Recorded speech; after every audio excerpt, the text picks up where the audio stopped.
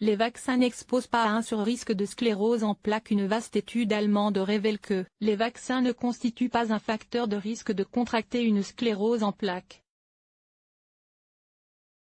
Ce serait même peut-être le contraire. Voilà une vaste étude scientifique qui devrait rassurer les plus inquiets et les plus sceptiques. Parue dans la revue Neurologie, une étude allemande menée auprès de 12 262 personnes atteintes de sclérose en plaques, CEP, révèle que la vaccination n'augmente pas le risque de contracter cette maladie neurologique auto-immune. Les données de ces 12 626 patients ont été comparées à celles de plus de 200 000 patients témoins, non atteints de CEP.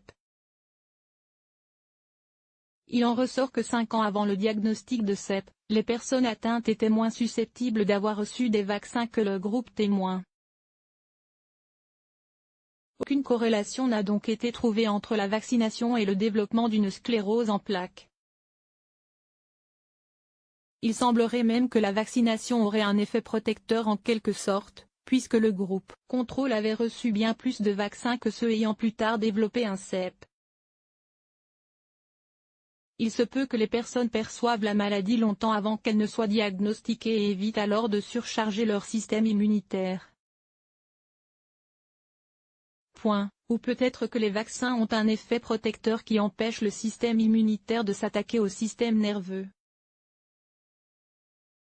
Quoi qu'il en soit, étant donné le volume important de données analysées, on peut affirmer de manière concluante qu'il n'existe aucune preuve qu'une vaccination récente augmente le risque de CEP, a conclu Alexander Apfelmayer, auteur principal de l'étude. Notons que ces résultats sont valables pour tous les vaccins étudiés, à savoir contre le pneumocoque, le méningocoque, les oreillons, la rougeole, la rubéole, la varicelle, le virus du papillome humain, VPH, l'hépatite A et B, l'encéphalite attique, TB, et la grippe. Source: Eureka Alert.